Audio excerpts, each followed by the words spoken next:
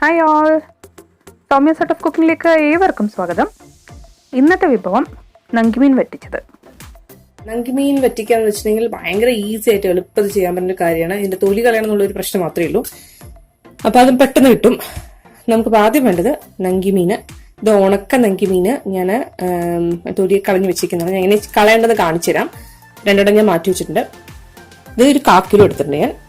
പിന്നെ ഇതിലേക്ക് 2 സവോള വേണം, ഒരു 3 തക്കാളി, 2 മീഡിയം സൈസ് തക്കാളിയും ഒരു ചെറിയ തക്കാളിയും, പിന്നെ ഒരു 10 ഉണക്കമുളക്, 2 കൊത്ത് കറിവേപ്പിൻ്റെ ഇല ഓപ്ഷണലാണ്.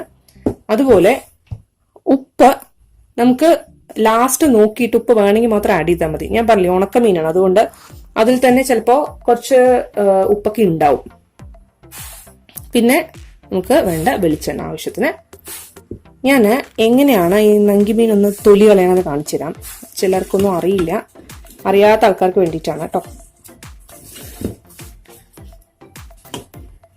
ഇങ്ങനെ എടുത്തിട്ട്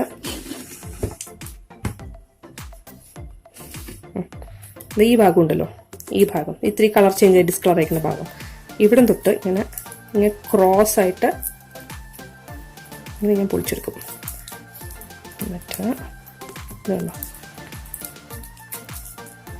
ഇങ്ങനെ ക്രോസ് ആയിട്ട് വേണം ഇതാക്കിയെടുക്കാൻ. അപ്പം അതിൻ്റെ തലയും പോവും, അതിൻ്റെ ഈ അഴുക്കുള്ള ഭാഗമൊക്കെ പോവും. എനിക്ക് ആ അഴുക്കുള്ള ഭാഗം കണ്ടെത്തുന്നത് എനിക്ക് ഇഷ്ടമല്ല കഴിക്കണം, അപ്പം അതുകൊണ്ട് ഞാൻ അങ്ങനെ മുറിച്ച് കളയും. എന്നിട്ട് ഇതിന്റെ തൊലി ഇങ്ങനെ ഉരിച്ചെടുക്കുക. ഇതുണ്ടോ, കൈ കൊണ്ട് ഇങ്ങനെ ആക്കി കിട്ടും തൊലി. ഇതുണ്ടോ ഇങ്ങനെ എടുക്കുക. ചിലപ്പോൾ ഇങ്ങനെ എവിടെയെങ്കിലും ബ്രേക്ക് ആയിട്ടുണ്ടെങ്കിൽ അതും കൂടെ വലിച്ചെടുക്കാം. ഒന്നും കൂടെ കാണിച്ചുതരാം. ഇവിടുന്ന് ഈ ബ്ലാക്ക് കളർ പോർഷനിൽ ഇങ്ങനെ ക്രോസ് ആയിട്ട് ഇങ്ങനെ മുറിച്ചെടുക്കുക. എന്നിട്ട് കണ്ടറിയാലോ നമുക്ക് തൊലി, അതിൻ്റെ കുറച്ച് തൊലി മാറി നിൽക്കുന്നുണ്ടാവും. അപ്പോൾ ഇവിടുന്ന് ഇങ്ങോട്ടേക്ക് എൻ്റെ നഖം പൊട്ടിപ്പോയി. അപ്പം എനിക്കിത് വലിച്ചെടുക്കുമ്പോൾ കുറച്ച് ബുദ്ധിമുട്ട് വരുന്നു. ഉണ്ടോ, ഇങ്ങനെ വലിച്ചെടുത്തിട്ടുണ്ടെങ്കിൽ മുഴുവനായിട്ട് ഇങ്ങോട്ട് വരും. ഇവിടെ ഇത് കണ്ടോ, അത്ര സിമ്പിളായിട്ട് വന്നു. അപ്പം ഇങ്ങനെയാണ് നങ്കിമീൻ തൊലി കളയേണ്ടത്. എന്നിട്ട് ഇത് വൃത്തിയായിട്ട് ഒരു 2-3 പ്രാവശ്യം നന്നായിട്ട് കഴുകിയെടുക്കുക. ചിലപ്പോൾ നല്ലോണം ഉപ്പുള്ളതല്ലേ, നന്നായിട്ടൊന്ന് കഴുകിയെടുക്കുക. 2 പ്രാവശ്യം കഴുകിയെടുക്കണം. ഞാനിതിപ്പോൾ നന്നായിട്ട് കഴുകിയെടുത്തിട്ടുണ്ട്. ഇനി നമുക്ക് വറ്റിക്കല്ലേ, നങ്കിമീൻ വറ്റിക്കല്ലേ, അപ്പോൾ അതിന് വേണ്ട സാധനങ്ങൾ നമുക്ക് അരച്ചെടുക്കണമല്ലോ. അപ്പം മാറ്റി വെച്ച 10 ഉണക്കമുളക്. ഇത് നന്നായിട്ട് ഫസ്റ്റ് പൊടിച്ചെടുക്കുക, അല്ലെങ്കിൽ ഇത് അരഞ്ഞു കിട്ടില്ല. അല്ലെങ്കിൽ നിങ്ങൾക്ക് കുറേ സമയമൊക്കെ ഉണ്ടെങ്കിൽ കുറച്ചൊന്ന് വെള്ളത്തിലൊക്കെ കുതിർത്ത് പതുക്കെ അരച്ചെടുക്കുക, നല്ല ഫൈൻ പേസ്റ്റ് ആയിട്ട്. ഞാനിപ്പോൾ പൊടിച്ചെടുത്തിട്ട് വരാം. ഇതിപ്പോൾ ഏകദേശം പൊടിഞ്ഞിട്ടുണ്ട്. ഇനി ഇതിലേക്ക് ഞാൻ ആ 3 തക്കാളി നമ്മൾ എടുത്തു വെച്ചില്ലേ, അതിൽ 2 തക്കാളി ഞാൻ മുറിച്ചിടും. സ്ക്വയർ പീസായി മുറിച്ചിട്ടുള്ളൂ, കുഴപ്പമൊന്നുമില്ല.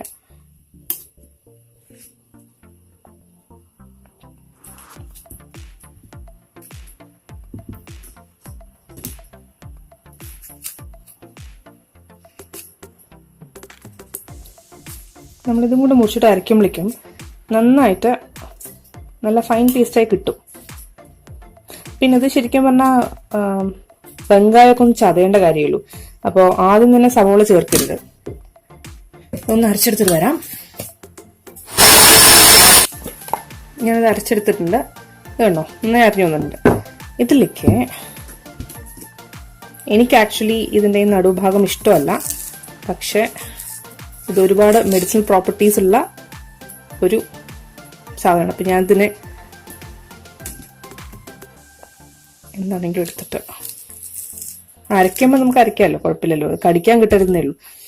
അപ്പോൾ ഞാൻ എന്ത് ചെയ്യാമെന്ന് വെച്ചിട്ടുണ്ടെങ്കിൽ ഇതിൻ്റെ ഒരു 1/2 സവോള ഒരു അരഭാഗം മാറ്റി വെച്ചിട്ട് നമ്മൾ വറ്റിക്കുമ്പോൾ മുറിച്ചിടാൻ വേണ്ടി വെക്കും. ഇതിനെ ഇങ്ങനെ സ്ക്വയർ പീസസ് ആയിട്ട് കട്ട് ചെയ്താൽ മതി. ഒരുപാട് ഇങ്ങനെ ചെറുതാക്കൊന്നും വേണ്ട, എന്തായാലും നമ്മൾ അരക്കി തന്നെയല്ലേ.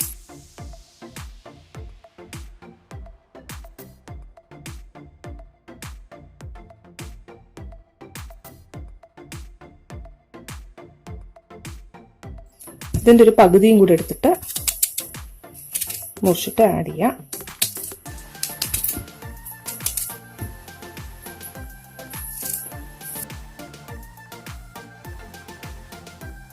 നമുക്കൊന്ന് അരച്ചിട്ട് വരാം. ഞാൻ തന്നെ വെങ്കായം ചതച്ചെടുത്തിട്ടേ ഉള്ളൂ. വെങ്കായം ഇട്ടിട്ടൊന്നും ചതച്ചിട്ടേ ഉള്ളൂ. വെങ്കായം നന്നായിട്ട് അരിഞ്ഞിട്ടില്ല, അതായത് സവോള നന്നായിട്ട് അരിഞ്ഞിട്ടില്ല. എന്നിട്ട് ഇതിനെ, ഇതെന്തായാലും ട്രഡീഷണൽ ഡിഷാണല്ലോ, അപ്പം നമുക്കിതിനെ ഒരു മൺചട്ടിയിലേക്ക് മാറ്റാം.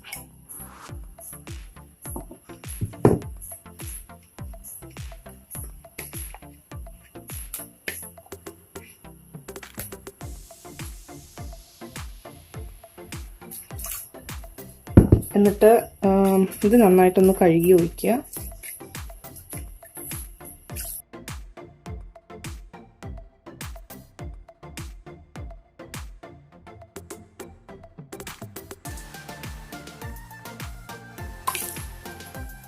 ഒഴിച്ചു. എന്നിട്ട് ഇത് നന്നായിട്ട് ഇളക്കുക.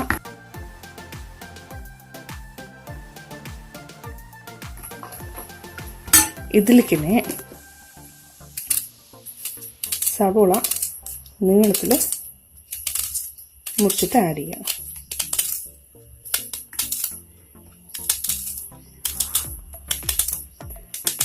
നീളത്തിൽ മുറിച്ചിട്ട് ആഡ് ചെയ്യാം സവോള. മാത്രമല്ല നമ്മൾ ഒരു തക്കാളി എടുത്ത് വെച്ചിട്ടില്ലേ, ഇതിനെയും നീളത്തിൽ മുറിച്ചിട്ട് ആഡ് ചെയ്യാം.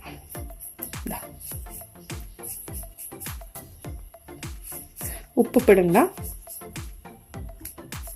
ഇതൊന്ന് നന്നായി തിളക്കട്ടെ. നമുക്ക് അടുപ്പത്ത് വെച്ച് തിളയ്ക്കാൻ വയ്ക്കാം. തിളച്ച ശേഷം മീനിടാം.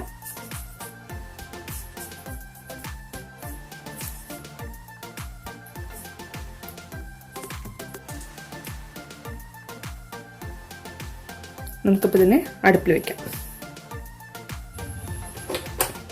നമുക്കിത് ഗ്യാസ് ഓൺ ചെയ്യാം.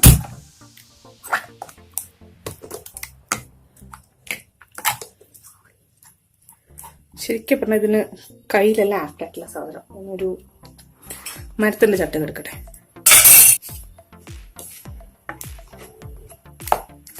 ചിലപ്പോൾ ഇതിന് കുറച്ച് ഉപ്പ് വേണ്ടി വരും. നോക്കാം നമുക്ക് ലാസ്റ്റ്. ഇത് നന്നായി തിളച്ച് വരണം കേട്ടോ. തിളച്ച് വന്ന ശേഷം നമ്മൾ മീൻ ആഡ് ചെയ്ത് കൊടുക്കും. എന്നിട്ട് ഉപ്പ് മതിയോ നോക്കണം. ഉപ്പ് പോരെങ്കിൽ ചിലപ്പോൾ കുറച്ച് ഇട്ട് കൊടുക്കേണ്ടി വരും. കുറച്ചും കൂടി വെള്ളം വേണ്ടി വരുമോ എനിക്കൊരു ഡൗട്ടുണ്ട്.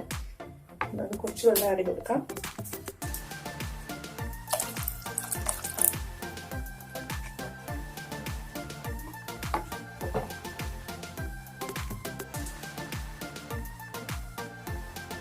ഈ ഒരു കൺസിസ്റ്റൻസി മതിയാവും. തിളച്ച് വരട്ടെ. തിളച്ച് വന്ന ശേഷം നമുക്കിതിലേക്ക് മീൻ ആഡ് ചെയ്ത് കൊടുക്കണം. ബബിൾസ് ഒക്കെ വന്ന് തുടങ്ങി. ഇതെന്താ പറയുക, മൺചട്ടിയിൽ വെക്കുന്ന സമയത്ത് നമ്മൾ ആ വെള്ളം ആവശ്യത്തിന് ഒഴിച്ചു കൊടുത്തില്ലെങ്കിൽ വെള്ളം പിന്നെയും ഇരുന്ന് പറ്റും. അപ്പോൾ അതും കൂടെ അഡ്ജസ്റ്റ് ചെയ്തിട്ട് വേണം വെള്ളം ഒഴിച്ചു കൊടുക്കാൻ. പിന്നെ മീൻ ഇട്ട് കഴിഞ്ഞാൽ ഒരുപാട് നേരം തിളപ്പിക്കാനും പാടില്ല. ഇതിപ്പോൾ കണ്ടോ, ചെറിയ ചെറിയ കുമിളകൾ വന്നു തുടങ്ങിയിട്ടുണ്ട്. അവിടെയായിട്ട് നല്ലോണം ഒന്ന് തിള വന്നോട്ടെ. കാരണം ഈ തക്കാളിയും വെങ്കായവും സവോളയും ഒക്കെ നന്നായിട്ടൊന്ന് വേവണമല്ലോ. ആവട്ടെ. പിന്നെ മീൻ ഇട്ട് കഴിഞ്ഞാൽ ഒരുപാട് ഇങ്ങനെ ഇളക്കാനൊന്നും പാടില്ല. ഇത് ശരിക്കും പറഞ്ഞാൽ കുക്കിംഗ് ടൈം ഒരു 5-10 മിനിറ്റേ വരുള്ളൂ. മുളകും വെങ്കായവും തക്കാളിയും എല്ലാം കൂടെ ഒന്ന് അരച്ചെടുക്കേണ്ട സമയം, പിന്നെ ഈ മീൻ നേരാക്കേണ്ട സമയം എല്ലാം കൂടി ചേർന്നൊരു 10-15 മിനിറ്റിൽ നമുക്ക് വേഗം ഫിനിഷ് ചെയ്യാൻ പറ്റും. ഇത് ചട്ടി ആയതുകൊണ്ട് ഇത് ചൂടാവാൻ കുറച്ച് ടൈം എടുക്കുമെങ്കിൽ കൂടിയിട്ടും ചൂടായി കഴിഞ്ഞിട്ടുണ്ടെങ്കിൽ നമുക്ക് മീൻ ഇട്ട വഴികൾ ഓഫ് ചെയ്ത് വെക്കാം. അത്രയും മതിയാവും. കാരണം ഇതിൽ കിടന്നിട്ട് വേവും. ഇതിലിരുന്നിട്ട് തന്നെ തിള വന്നുകൊണ്ടിരിക്കും നമ്മൾ തീ ഓഫ് ചെയ്ത് കഴിഞ്ഞിട്ടുണ്ടെങ്കിൽ. ഇപ്പം നന്നായിട്ട് തിള വന്നിട്ടുണ്ട്. ഇതിലേക്ക് നമുക്ക് മീൻ ആഡ് ചെയ്ത് കൊടുക്കാം.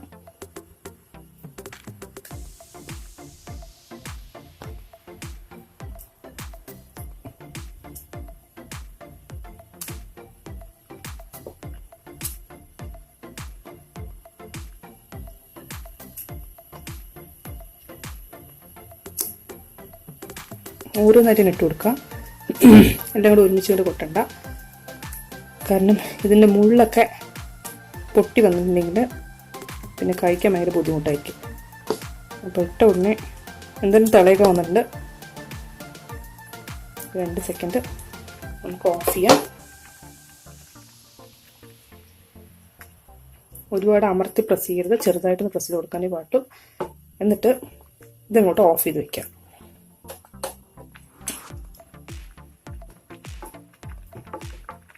ഇതൊന്ന് അടച്ചു വെച്ചാലും കുഴപ്പമില്ല. ഇതാണോ ഞാൻ ഓഫ് ചെയ്ത ശേഷവും തിളയ്ക്കുന്നുണ്ടോ? അപ്പൊ അതും കൂടെ മുൻകൂട്ടി കണ്ടിട്ട് വേണം ചെയ്യാൻ. അങ്ങനെ ഇളക്കരുത്, അടിയിൽ കൂടി ജസ്റ്റ് ഇങ്ങനെ ഇളക്കി കൊടുക്കാം. എന്നിട്ട് ഇതിന്റെ ഉപ്പ് മതിയൊന്ന് നോക്കണം.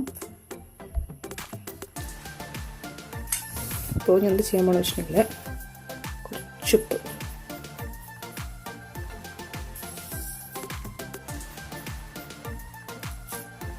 കുറച്ചുപ്പിട്ട് കൊടുക്കാം.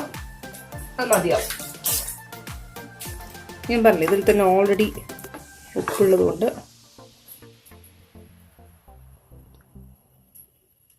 ഞാൻ ജസ്റ്റ് ഇങ്ങനെ ആക്കി കൊടുക്കുന്നുള്ളൂ. കാരണം നമുക്കിങ്ങനെ ഉപ്പ് ഇളക്കാൻ പറ്റുള്ളൂ, അല്ലെങ്കിൽ പൊടിഞ്ഞു പോകാൻ തുടങ്ങും.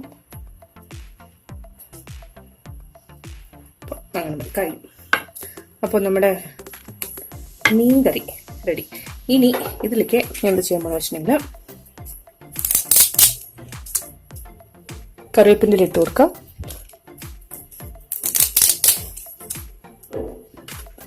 എന്നിട്ട് അതിൻ്റെ മുകളിൽ ഒരു 1-1.5 ടേബിൾ സ്പൂൺ വെളിച്ചെണ്ണ നന്നായിട്ട് ആഡ് ചെയ്യാം. എന്നിട്ട് ഇതൊന്ന് മൂടി വയ്ക്കാം. ഇത്രയേ ഉള്ളൂ പണി. അപ്പോൾ നമ്മുടെ മീൻ കറി തയ്യാർ.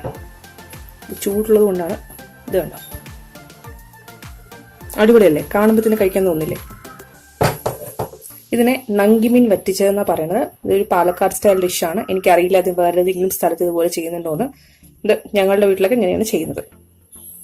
അപ്പോൾ എല്ലാവരും ട്രൈ ചെയ്ത് നോക്കുക.